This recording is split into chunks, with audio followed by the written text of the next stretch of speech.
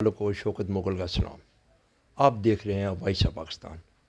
آج میں اسلام آباد F8 کے اندر ایک ہمارے بہت اچھے دوست سینئر لائر ایڈوکیٹ اور ان کی ایک جماعت بھی ہے، ویلفیئر کے نام سے انہوں نے اپنی پارٹی بنائی ہوئی ہے۔ سیاسی والے سے بھی ماشاءاللہ ان کا بڑا ایک کردار ہے، پارٹی کافی ٹائم سے اپنی پارٹی کا ورک آگے تنظیم سازی بھی کر رہے ہیں، پارٹی کو وسیع بھی کر رہے ہیں۔ آج انہی کی زبانی ان سے ہم پوچھتے ہیں کیا آپ کی پارٹی کہاں تک پہنچی ہے، اور آگے بلدیات بھی سر پہ آ رہا ہے کہ بلدیات میں آپ کیا کرنے جا رہے ہیں۔ جی فاروق بھائی السلام علیکم۔ جی وعلیکم السلام۔ پہلے تو میں جناب شوکت مغل صاحب آپ کا اور آپ کی ٹیم کا مشکور ہوں کہ آپ نے موقع دیا کہ ہم جناب اپنی پارٹی کے حوالے سے لوگوں کو بتا سکیں۔ پاکستان ویلفیئر پارٹی ایک تو اس کے نام کے اندر ہی ہمارا منشور ہے۔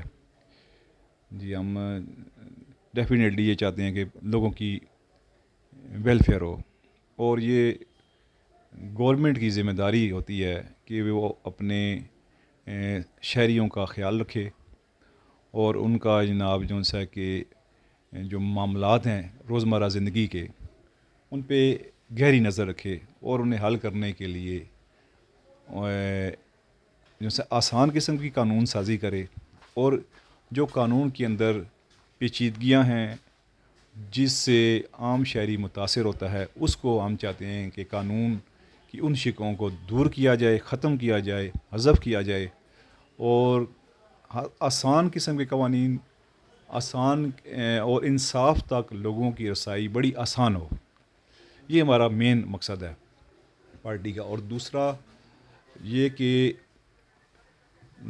جو سا کہ عام لوگ ہم چاہتے ہیں متوسط لوگ جو سا کہ وہ اسمبلیوں کا حصہ بنے، وہ ان کے ممبر بنے، اور جب وہ قانون سازی کریں گے ہم سمجھتے ہیں تو وہ ضرور اپنے جیسے عوام اور متوسط لوگوں کا خیال رکھ کے ان کے حقوق کا خیال رکھ کے وہ قانون سازی کریں گے، اور ایک اچھی روایت قائم ہوگی اسمبلی کے اندر۔ جو پیسے کی سیاست ہے جو سا کہ وہ آہستہ آہستہ ادا کرے گا، ختم ہوگی۔ فاروق بھائی بڑا زبردست آپ نے یہ کہا ہے پیسے کی سیاست۔ سر اگر پیسہ ہے تو سیاست ہے، پیسے کے بغیر سیاست کیسے کی جائے گی؟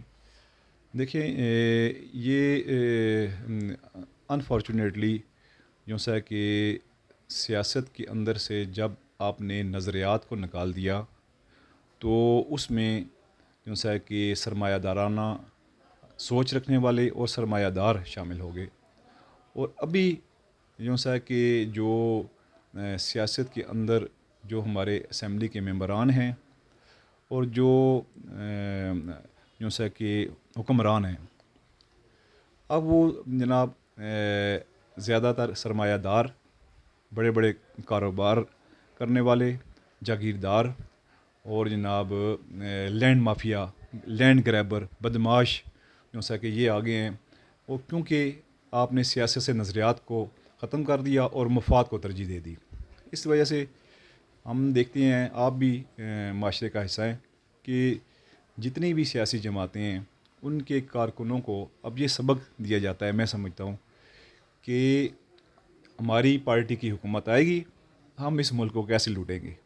میں ایک کارکن یہ کہ میں یہ فلاں ٹھیکے لوں گا، میں فلاں پوسٹ پہ لگ جاؤں گا، یہ ایک جیسا کہ دوڑ لگ چکی ہے سیاسی جماعتوں کے کارکنوں کے درمیان کہ وہ اقتدار میں اس لیے آنا چاہتے ہیں کہ اس ملک کو لوٹیں۔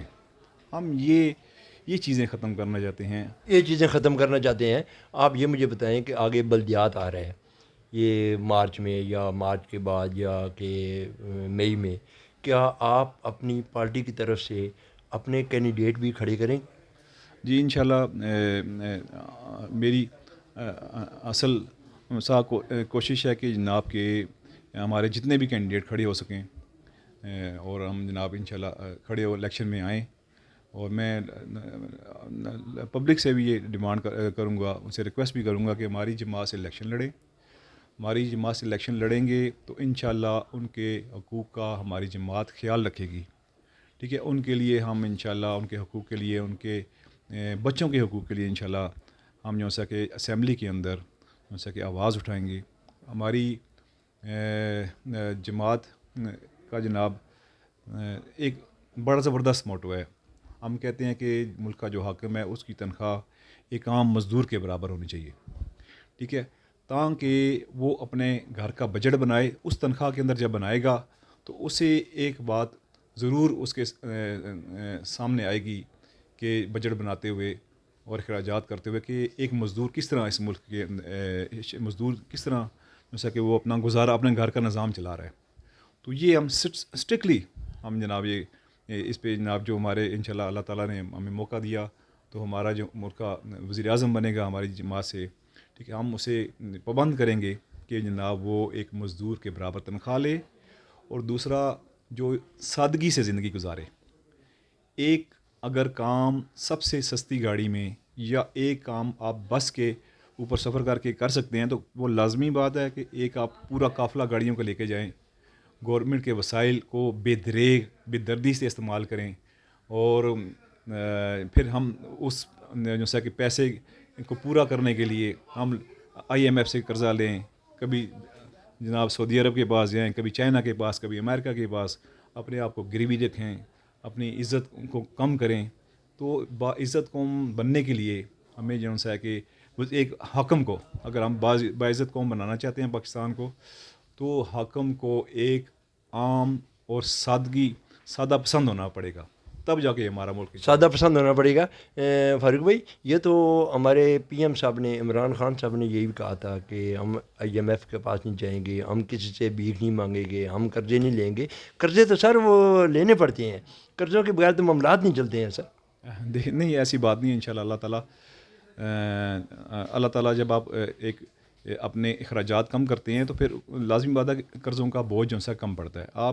میں یہی بات کہہ رہا ہوں نا کہ جب وزیر اعظم ہاؤس سے جب یہ کام شروع ہوگا نا تو پھر اس کے ڈیفینیٹ نیچے بھی جتنے بھی جو ان کے وزیر ہوں گے، مشیر ہوں گے، پھر جب وہ دیکھیں گے کہ ہمارے ملک کا حاکم وزیر اعظم ایک سادہ طرز پہ جو سا کہ وہ اپنی زندگی چلا رہا ہے، اپنے معاملات چلا رہا ہے گھر کے، تو میں سمجھتا ہوں کہ پھر وہ اللہ کرے گا کہ ایک بڑی ایک لہر چلے گی جو ہمارے پھر کئی جہاں سے ہمارے جو سا کہ ملک کا سرمایہ لیک ہو رہا ہے، ضائع ہو رہا ہے ان پروٹوکولز کے اوپر، بڑے بڑے گھروں کے اوپر، اور جناب ان کے DA کے اوپر. تو یہ جب یہ سارے اخراجات رکیں گے تو ڈیفینیٹلی یہ جناب ہمارے خزانے میں ایک بچت ہوگی. تو اس سے انشاءاللہ ہم کئی جو سا کہ منصوبے ہم کر سکتے ہیں. ٹھیک ہے، ہم IMF سے کم قرضہ لے سکتے ہیں، پھر آہستہ آہستہ اللہ کرے گا قیمت کم کرتے کرتے ایک دن آئے گا تو ہم ان کا سارا قرضہ اتار دیں گے اور سکھا سانس لیں گے. انشاءاللہ یہ ملک بھی ہمارا ترقی کرے گا، دنیا میں ہمارا جناب ایک نام بنے گا. جی،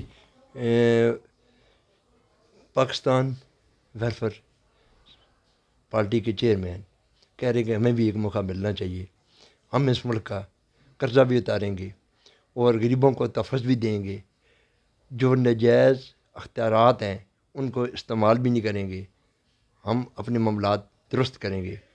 مجھے اور فیاض مغل کو اجازت دیجیے. اللہ حافظ.